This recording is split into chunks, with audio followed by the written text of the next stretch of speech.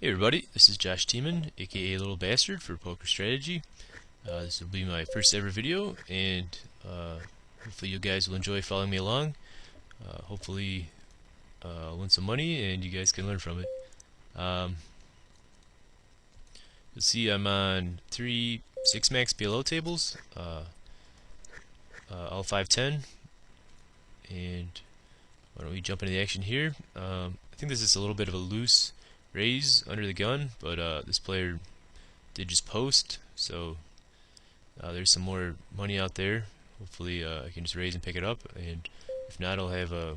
It's important to at least raise some of these smaller connected hands under the gun. If you're only raising big hands, like for example, big cards like Ace King Queen Jack, Jack 10 9 8, etc. If the flop was that every single time, it would be no problem. But when you get flops like 2 3 5 or you know, those low cards, you want to make sure that you at least have some kind of a range that hits those flops pretty hard. I think this is a board that will hit them quite often, but considering it's heads up, I still think a continuation bet will take it down often enough. I really don't like that turn for following through. He can not only can he call me with some of his draws like diamonds or something like King Jack. Now if he has spades to go with, maybe he's King Jack. Now he can call even more. So I think this is just a really bad spot to bet again, and I think just giving up at this point is appropriate, as I really don't have any strong draw at all.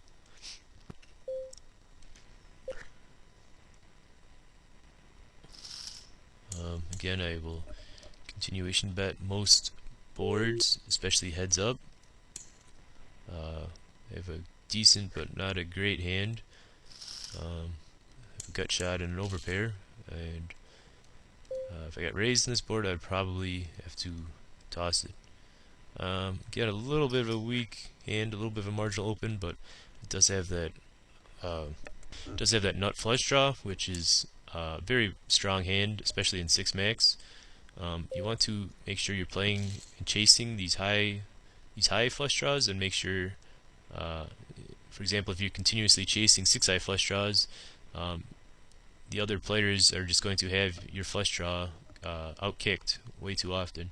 And even if you make a 6-high flush, it's just very tough to get paid off, as frequently if your opponent has a worse hand, they will just fold, and of course if they have a higher flush, they will most likely continue to play.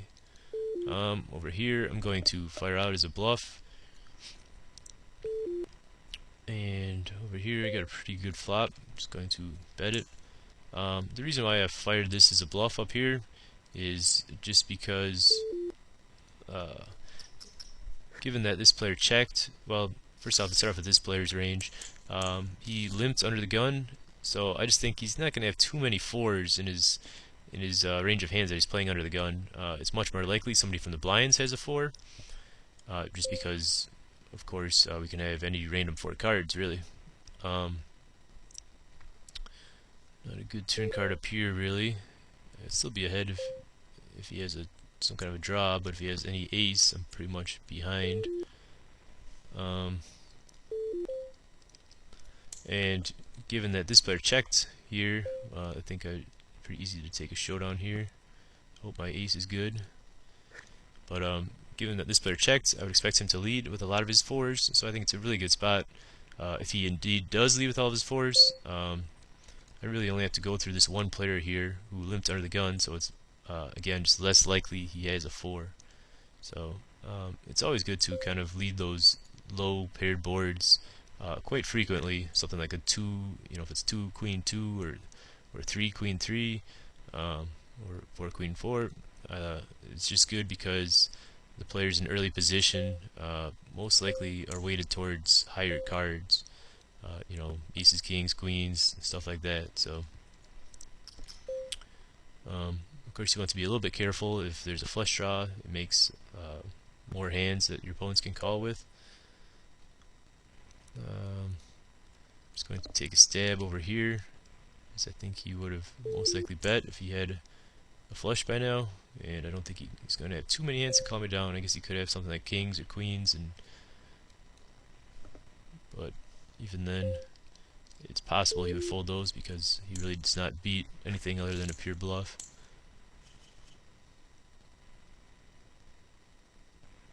And this, please don't play this hand, especially out of position. It's just pretty garbagey, no flush draws, and you make some bad straight combinations with ace-3 and 3-5.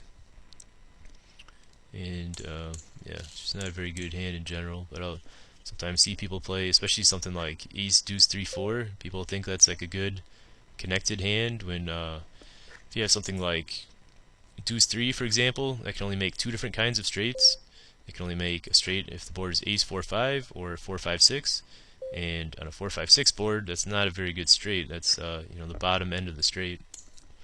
So again, you want to be, well, if you compare that to say a normal higher suit or higher connector like an 8-9, an 8-9 can make four different kinds of straights, and three of those are going to be the nut straight. So again, you give up two of your nut straights when you play something like a deuce 3 or like a deuce 4. Deuce 4 can only make two straights, I believe, ace 3-5 and 3-5-6. So again, you want to those low connected cards like ace 3 and ace 5 and deuce 4 and deuce 3 and those cards, just you don't want to be playing those hands too often. And let me just check out this hand.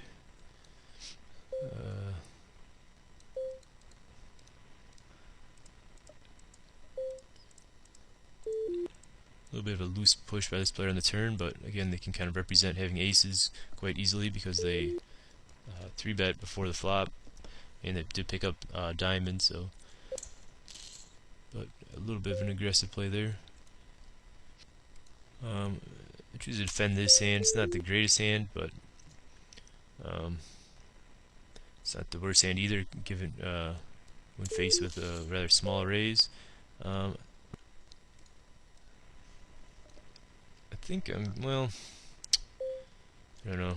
I kind of want to raise this, but I just have no redraw, and if he does have 4-6, I'm basically drawing completely dead.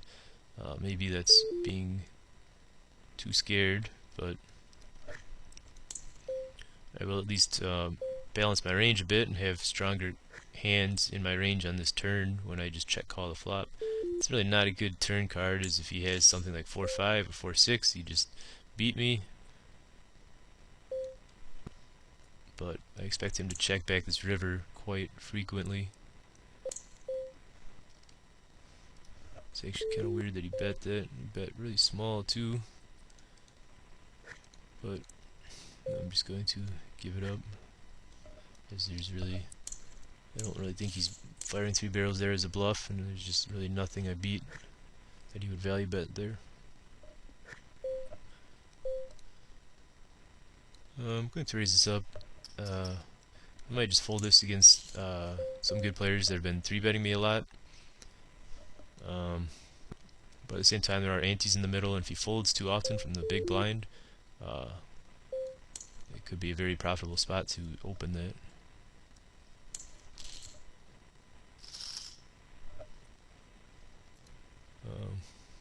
Again, I usually continuation bet heads up, and especially with that flush draw to back me up. Well, it's not a great flush draw. Again, well, I said you definitely want to be a little bit concerned about your lower flushes and your lower flush draws. Heads up, you don't have to be as concerned. If for example, this flop was 4 ways, this would basically just be a trash hand that I would just be looking to fold. Again, don't really hit it too hard, but going to continuation bet. Again, I don't think this is a great board to keep barreling, because it is kind of drawy on this flop. I think you can call with a lot of draws. Over here, I get 3-bet, but we are pretty deep, and hopefully, well, I don't have a big hand. I still think I can call here profitably. I can hopefully outmaneuver him on some flops, and it's actually very interesting down here, but this don't really hit the flop too hard, so I'm just going to fold. I actually kind of want to call down here, even though I have a really bad hand, but and I can only beat a bluff, but I'm just not sure if he would if he would check back a king here on the turn, I just don't really think he would value bet it. He also bets so small that I'm not sure if he's value betting a queen here. I guess he could be betting this with a queen, hoping he gets to call out a king here. But I still would like to call because you can have a lot of Jack 10-9 type of hands. You can have missed spades. So given the price, I think I don't have to be right here very often, maybe around 25% of the time, and I kind of do think I will be good here more than 25% of the time, so I'm going to call. And we can see he did have that missed straight draw. So even though I had a very bad hand there, again, I kind of gave some of my reasons. I think he would have bet bigger the queen. I don't really think he would have value bet a king there, so I don't know, maybe I'm even good there much more than 25% of the time given those reads, but of course my reads could be way off as everybody plays a little bit different. It's important to pay attention to exactly how your specific opponent is playing. Got a strong hand pre-flop, raise it up, get a very nice flop. Going to continuation bet. Here I'm actually going to lead out, and I don't have a great hand, but hopefully I can get some folds.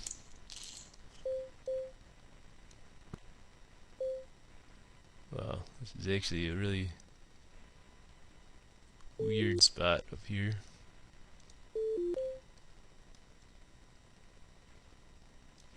I do have the ace of clubs, which is, I think he would raise a lot of. Oh, I just removed the nuts over here. Easy value bet. It's really weird because I kind of think just because I have the ace of clubs, it takes that out of his range.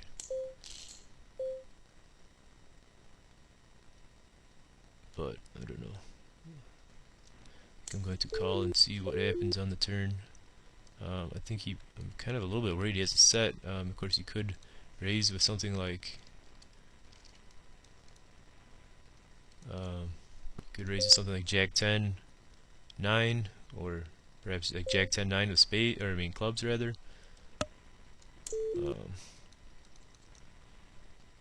Yeah, really weird. Given that turn, I think it's a pretty easy fold now. Just because, like I said, the one big draw that's on this board is Jack 10-9, and that obviously just got there. So, I don't know. Weird hand.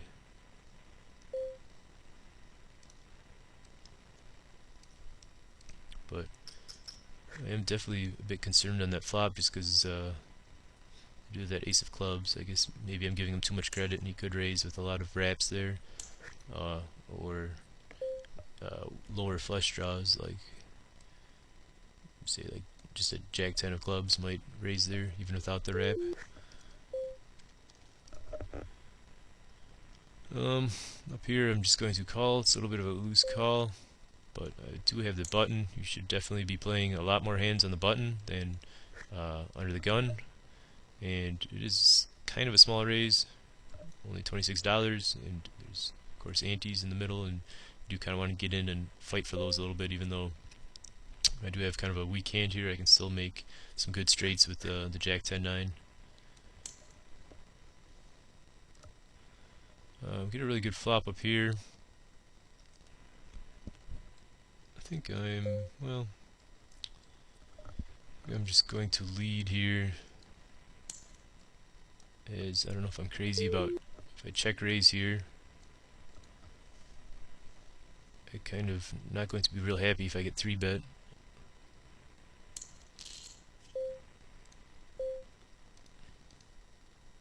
It's obviously a pretty good card as it gives me the nuts. I think I'm just going to keep betting and hope he comes along with maybe a 2-pair or a worse flush. I don't think checking would be too bad in some situations, but I just don't think there's too many hands here that have no showdown value. So I think he has a hand. It's actually a really interesting card, but I just think he has a hand with some showdown value, and I don't want to let him get the showdown for cheap. I would like to obviously make the most money possible. I think I'm just going to check here. Kind of worried he has a full house, but he checks back. He most likely has a lower flush. I guess he just had a straight. I don't know. There might be a little bit of value betting here, just because even if you are behind, you do have one of the three kings, so it's less likely he has king 10 or king 9, and raise you. But I still think it's going to be kind of tough to get paid off by worse, given how the hand played out. So that's kind of why I checked there. If you bet, I'm not really sure what I would have done. I probably would have. I think I might have folded. I almost think check calling is the worst option. Either check raising because I have one of the kings and can maybe get him to fold 10s or 8s. Might be okay, and I definitely think. Well, I think check folding would be okay too, just because I don't think he's gonna. When he calls in this turn, either has like a flush or a straight or some kind of 2-pair set hand, and I don't think he would turn a lot of those straights and lower flushes into bluffs. He would just happily check them back on the river. So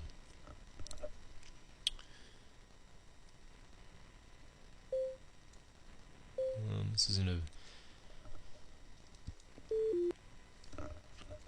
a terrible hand to defend, but I think it's a little bit too loose. Over here, given that he raised pre-flop and checked this flop, I just don't think he's going to have too many strong hands here, and I'm just going to bet out here and hope for some folds when he calls. Not real happy because if he has an overpair, he may call me down again if he called the turn. He also could have some 5 combinations, so I think I'm just going to give this up.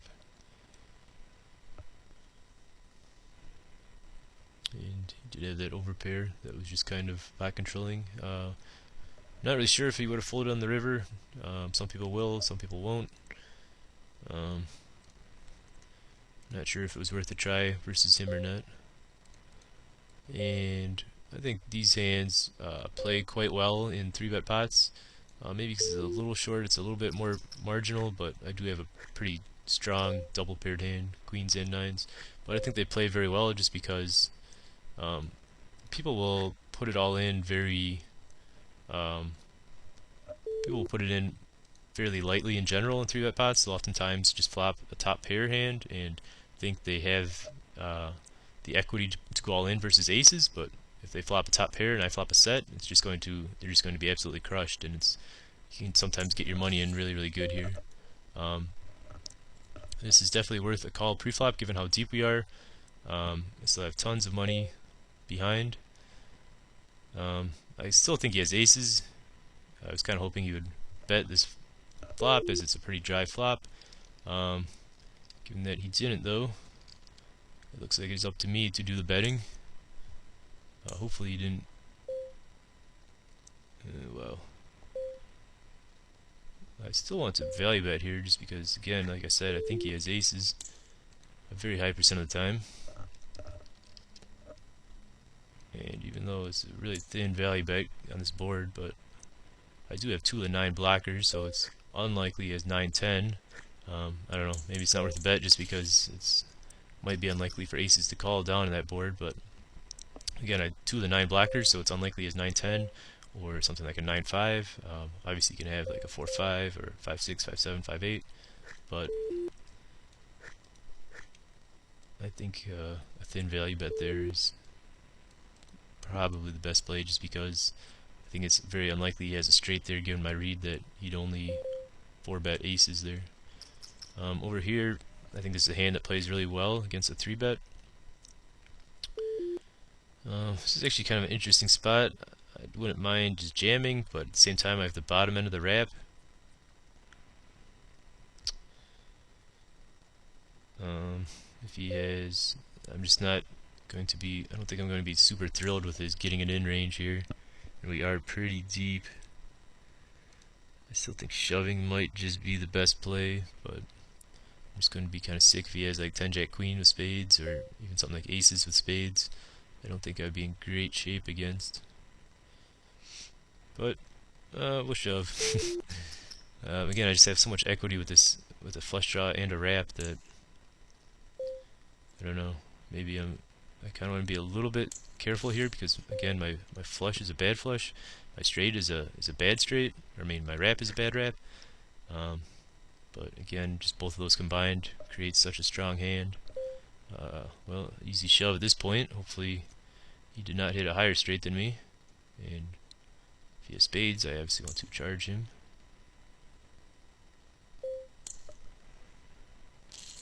And pretty good shape here. He just has 2 pair with a higher straight, and nice pot. So maybe I was a little bit too nervous there, because he did call down with a pretty light hand here. Obviously, he had some decent equity against some of my range, but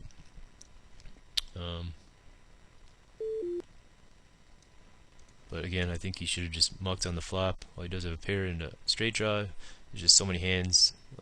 For example, this hand had him in fairly bad shape, and if I had something like 8-9 or even just like a 9 with spades, he'd be in pretty bad shape.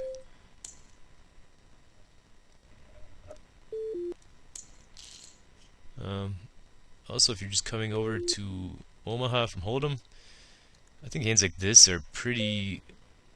They're just not that. They're just not that great. I mean, they're not bad hands, but the thing is, in Hold'em, pairs are oftentimes very, very good hands, and in Omaha, they're just not as great. Aces and kings are still going to be your best hands, of course, in Omaha, but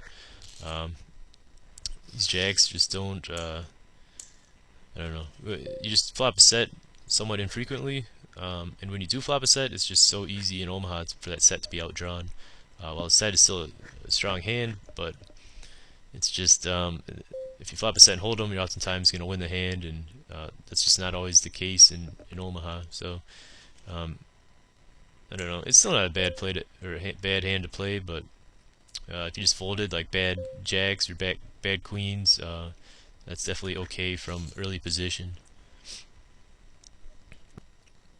And if this was on the button, I probably would have played it, but again, from early position, a couple people behind me, and if I got 3-bet, I would probably have to fold, so I decided just to fold it pre-flop the first time around.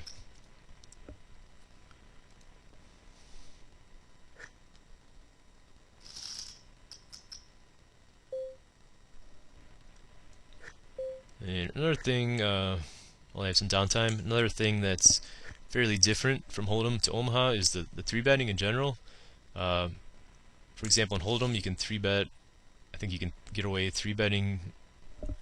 You can get away 3-betting more random hands, maybe something like 5-4 or something like that. And in Omaha, you don't really want to be 3-betting just. You want to be 3-betting hands that have a lot of playability, like 5, 6, 7, 8, or 3-betting strong hands like Ace, King, Queen, Jack, or Ace, Ace. And the reason for that is nobody really folds very often in Omaha to a 3-bet, and it's generally correct to call a ton of 3-bets just because the hand equities run so similar. I think this is kind of a marginal hand. Under the gun, I think I'm just going to fold, as those 5 and 8s are kind of danglers. Don't really work too well with the hand in general. But getting back to that point, you don't really get your opponents to fold very often in 3-bet pots, so generally you want to have stronger hands. You want to have hands, you want to be 3-betting for value more so than anything. Of course, you want to 3-bet for deception as well, which is why we include some hands like 4, 5, 6, 7 or 6, 7, 8, 9, hands like that. But well, I think I'm just going to give up here, especially when somebody could have the ace of clubs. I think this is a pretty easy fold, as I'm never going to be in great shape. He's never folding, and I'm never going to be. I'm just going to raise this up as it's such a dry board. But yeah, I'm never going to be a big favorite, and I could be a really big underdog. So, and up here I chose not to raise this flop, even though we have a pretty good wrap. The reason for that is, one, there's clubs, so that kind of eats up some of my outs, and two, well,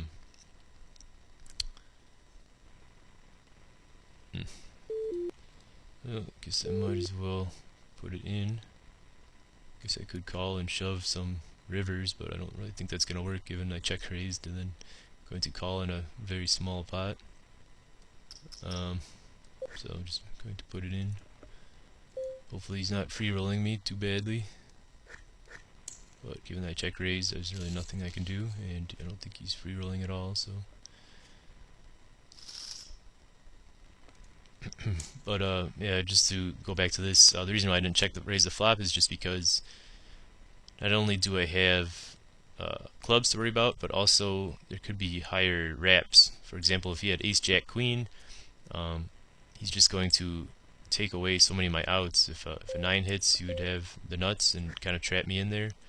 Um, Again, it's just while I have a lot of outs, a lot of them are not to the nuts. And if you start playing huge pots out of position when you have kind of marginal hands and a lot of turn cards that are going to hit that you're not too happy about, it's not a good spot to consistently put yourself in. And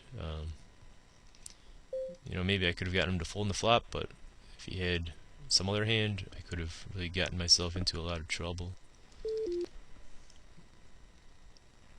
I have the blackers here, but I don't know.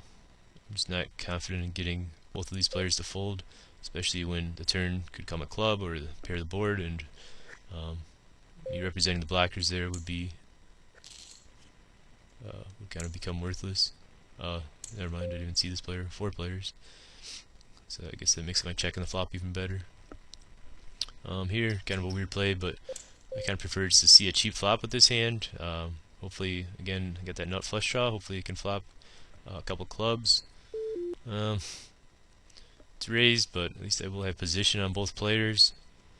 So, while I don't have a great hand, I think I'm going to at least see a flop.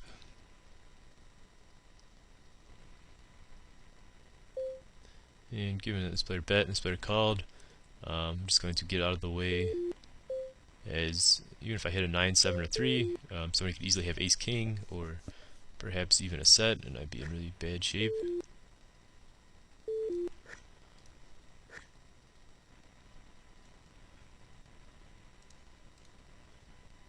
And yeah, it's just not worth getting involved with this hand.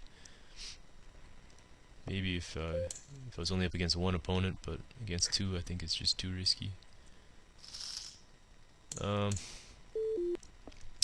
think I'm just going to keep barreling against this player. I do have the queen of diamonds, which kind of takes out some of these combinations of diamonds. You of course can still have the jack high flush or the ace high flush, but I think he might have raised with some of his ace high flush draws on the flop, because he would have a gut shot with a lot of those as well. But given that he called, I think I might just give this up here. It's possible he only has like a set or something, and it would fold, but I think he's just going to have too many flushes in his range here, and not real confident I can get him to fold. Something like a jack high flush or even a 9 high flush.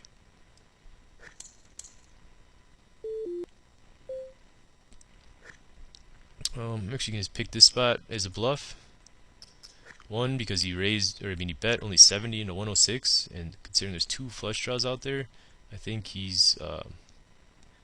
would bet more with a made straight, and it's obviously one of the worst river cards, because if it was a club, I would obviously have the nuts, and if it was a blank, say a deuce of spades, I could continue to represent the nut straight, and I would think he would fold a very high percent on the river. But given that 2 of diamonds hits, it's kind of I think I just have to give it up. But it's definitely one of the things to consider when you raise as a bluff on the turn here, that just because the river card, if he calls, will oftentimes change the nuts. So while I'm representing the nuts, 9 jack on the turn here, there's a lot of rivers that will make 9 jack not the nuts, and that's kind of why I at least wanted some equity with his ace 4 of clubs. So now if a club comes off, even though 9 jack won't be the nuts anymore, I'll still actually have the nuts this time. So I really only have to worry about diamonds hitting, and I have to worry about the board pairing, but that is at least a lot less fewer cards than 9 more clubs changing the nuts. So I still think I'm pretty happy with how that hand went, and on more than half the river cards, I think I would have taken that pot easily, since I really don't think he's check calling at all on that river.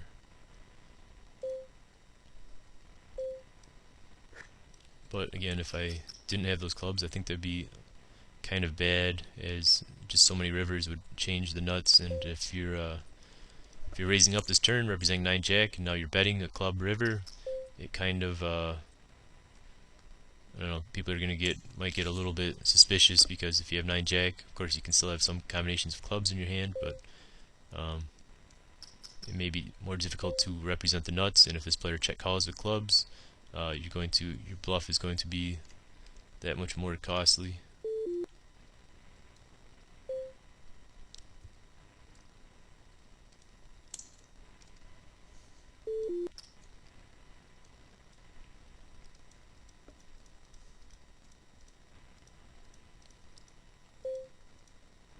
So we take a look at this hand, pretty standard. Actually, this player had a set and a higher flush draw, so I believe he was the favorite. And the other player had a straight and a flush draw as well, so obviously very standard by him. I have a double paired hand down here. I kind of want to take a shot at flopping a set, but I think I'm just going to fold here, as I don't want the action reopened, the 4-bet, and have to be charged a ton of money to try and flop my set there.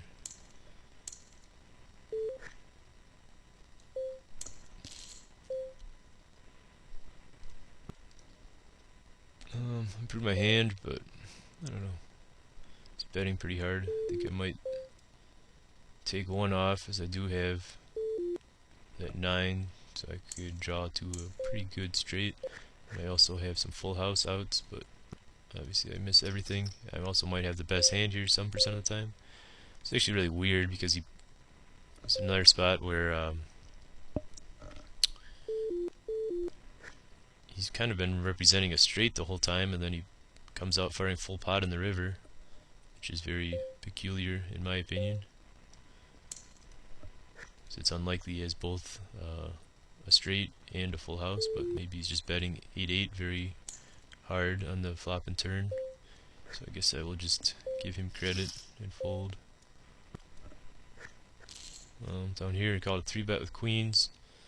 We're so deep that I don't know, I could raise here, but I think calling might be a little bit better and kind of get him to barrel off more money on the turn. And also I just wouldn't raise this up too often as a bluff this deep, or even with I guess I would raise with some draws. But and now it's kind of gotten to the point where I can put them all in. Well, I couldn't do that on the flop. It's also he also bet kind of small, so I don't think he has aces too much, although I don't want to read too much into his bet sizing. But I still think if he has aces, it's just kind of a cooler, and I think it's best to make sure he doesn't get a free card with something like spades, or even something like 4-5-7 or King Jack 10. But again, I possibly could have gotten him to put in more money on the turn, just because he can kind of represent aces and barrel off there pretty easily. Get a okay flop here. It's kind of one of those spots where if I get it in, I'm probably going to be an underdog, but I do have a kind of strong hand and a pretty good wrap draw. Of course, all my outs are to the nuts as well. I really mind betting and building the pot a bit. But again, I don't really think 4-betting and getting it all in here would be too great. Might just call and see what the turn brings, and hopefully if he does have 8 jack and the turn is, say, a jack or a queen or a king, he'll just keep betting and thinking he has to charge my spades, when I can just get it all in and when he's in really bad shape. So I think I will call one at least and see what happens on the turn. And that's kind of one of those cards I was talking about. So hopefully he'll only have like something like an 8 jack, but he'll be afraid that I have spades and will not want to give me a free look at the river. That's not the case, but I guess at this point, I kind of think just betting myself is probably best. And I do think he will call with a jack high straight, so I'm going to make it a little bit on the larger side.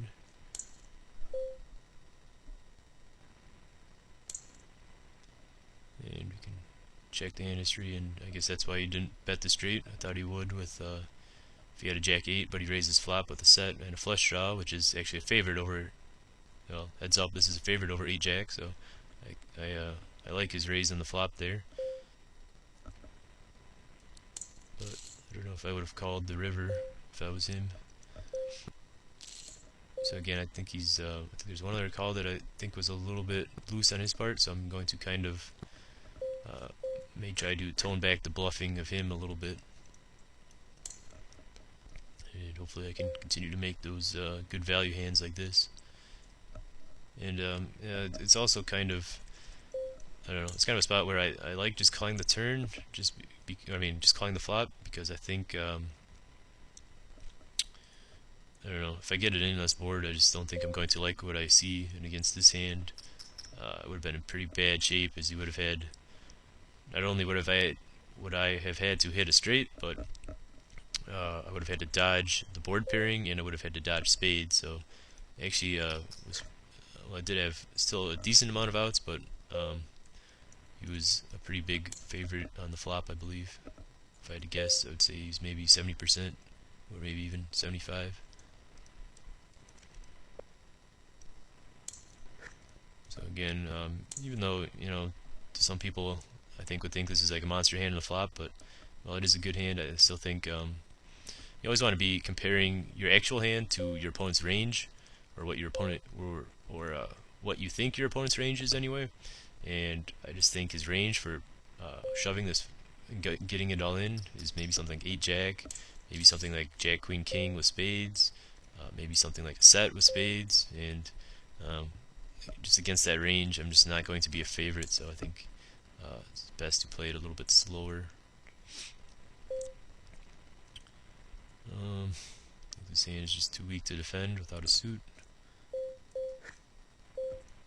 But even though this is probably a worse hand, considering since I have position, I think opening it is fine. And again, I think just even though we have a pair of fives, I'm probably not going to get called by anything worse. Still think the hand just plays out better if we bet.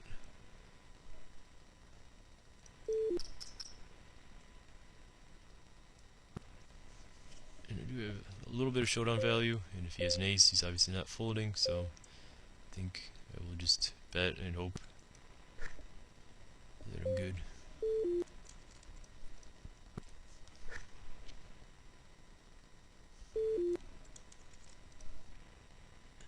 And I think I'm going to maybe even fire 2 barrels into this, just because I think it's, well, I guess I don't know exactly how much they've been 3-betting, but I do think they would 3-bet with something like aces quite a bit.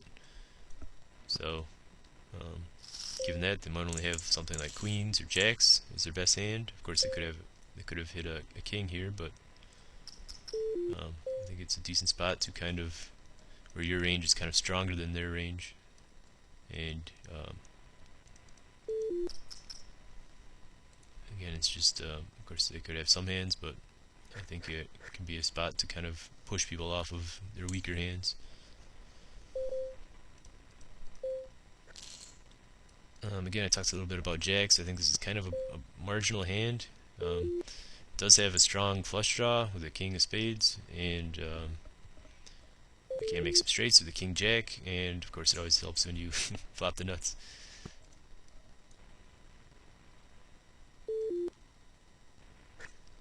And I don't really think there's any reason to not continue betting here. If he wants to continue to chase with some kind of draw, that would be great. But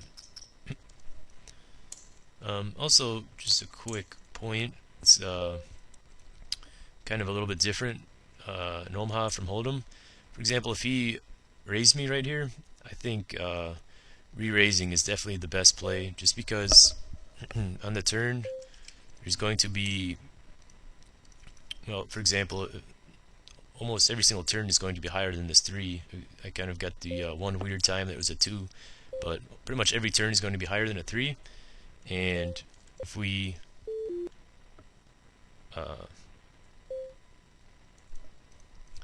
and if we sorry, losing my train of thought looking at these tables. But if we don't raise here, say this turn is anything really, a 4, 5, 6, 7, 8, 9. Now we've just kind of it's quite likely if he raises us here that he has a king. So it's definitely better just to get it in instead of kind of playing guessing games on later streets. If the player is just like a complete maniac and just bluffs a ton, then you could probably just take the risk and just call down. But again, you want to, if you can just kind of put in all the money when he's unlikely to fold, I think it just kind of plays out better, and then you don't have to play guessing games deeper. Especially if we were like really deep stacked here, I think it's definitely even better to raise and try and get this all in on the flop if possible, just because you're going to kind of trap in those inferior kings. And again, if you have a ton of money left behind and say the turn is a queen or turns a 10, you might get kind of scared and not want to put all the money in. So I think it's definitely better to just kind of get it in on the flop and not try to, you know, mess around trying to trap people, unless of course they are you know, just super aggressive and can be trapped easily. I think I'm just going to fold this kind of one bad straight with the 2-6, and I don't know, I just don't think there's enough flops that I'm going to be really happy with. I mean, I guess it wouldn't be terrible to call, but I feel like if I don't flop a queen, I'm just not going to be very happy with my hand. And I just don't think I'm going to flop a queen often enough. And you know, I don't know if he's only 3-betting kings or aces, probably not, but it's still very tough to continue. Here I have a pretty good hand, but we're extremely deep here. I'm going to be out of position for the hand, and I really don't have anything invested, so I think I'm just going to fold and kind of stay out of trouble. If I was in position, I might just cold call him, but just not crazy about playing out of position and when we're so deep and the pot's going to be quite large already.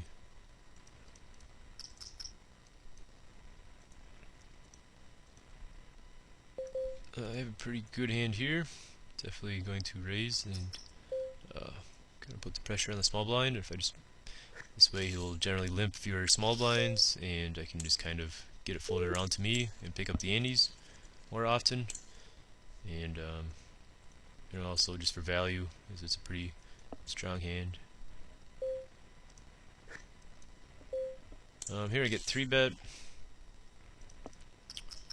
I have an okay rundown. I think it's a hand that plays somewhat well against aces, as there's no ace in my hand, and just kind of all these little one gaps. You can oftentimes flop a pair and a straight draw, which I actually did, but it's not a very good straight draw. This is actually a really kind of awkward spot. You continuation bet really small, which makes me want to call at least. I could shove, but I think I'm just going to play it a little bit on the passive side and just flat here. Kind of similar spot up here in a way. I could shove, but we are a little bit deep and I don't have that much equity, so I think I'm just going to call. And especially since I have position up here, I'm just going to continuation bet.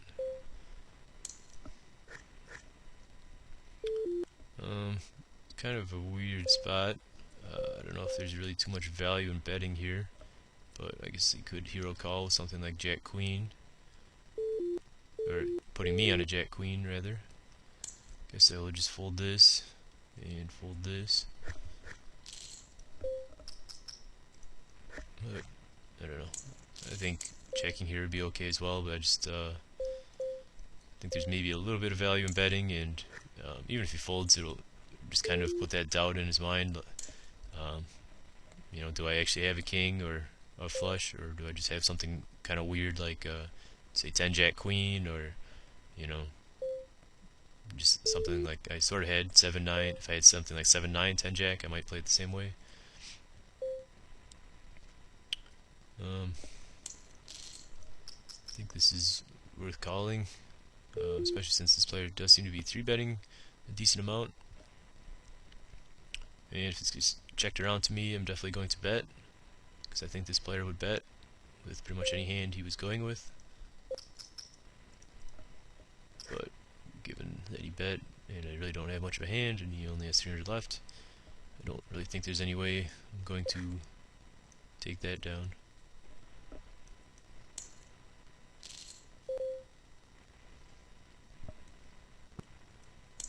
A little bit of a loose call here.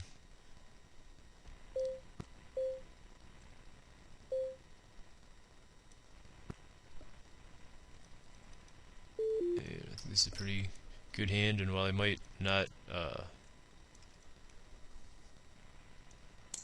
raise too many hands out of the big blind, but considering this is only heads up pot, I don't think I have to be as concerned about being out of position. Here I'm just going to bet. I think this is kind of a marginal spot too. I did bad mouth that 2-3-4 combination. It is fairly connected and double suited, but I still don't really know if it's profitable. I guess I will see a flop since it looks nice. But again, it's just kind of tough to flop the straights you want to, and the wraps you want to with those wheel cards, those deuce 3-4. And up here, get a really nice flop. I will definitely be willing to get all 2,000 in on the flop if he decides he wants to, as I have a wrap and nut flush draw. While I wouldn't be actually not sure if I would be a favorite over top set. I don't think I would, but I would not be too far behind, and if he has any kind of draw at all, I'd be a pretty sizable favorite. So again, I'm just kind of always thinking about that range of hands that he's willing to get in, and I would definitely be a favorite over that range of hands. Again, this player 3-bets me. I don't have a strong hand, but he's 3-betting pretty wide, so going to I think I can call here fine, and just because I think his range is going to be kind of wide, I'm just going to, I do have one pair, I think I'm going to call here and see what he does on the turn, and hopefully I can hit a nice card. Hit an okay card. Definitely one I can at least call the turn with. Could consider shoving, but I think I'll just play it a little bit passively.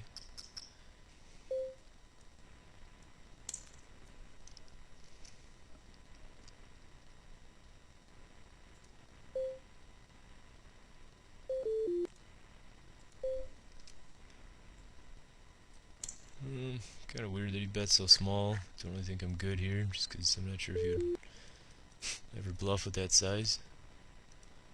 I guess I can't call it time for some reason. Whatever. Down here, I think I have enough equity to just put it in. I have a gut shot, flush draw, and a pair. And my flush is slightly higher, so I think I'm a pretty good favorite, but not meant to be.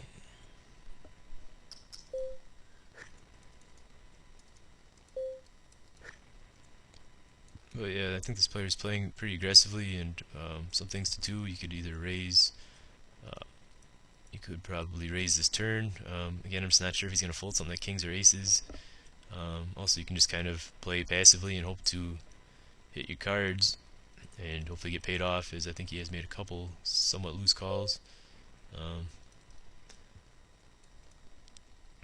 But yeah, he could consider either just raising this flop as kind of a bluff, or shoving this turn, and those would be okay counters to over aggressive play too.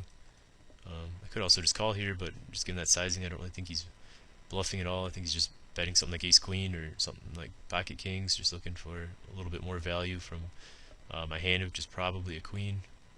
I don't know, maybe it's worth calling just in case he has something like 5, 6, 7, but I don't know.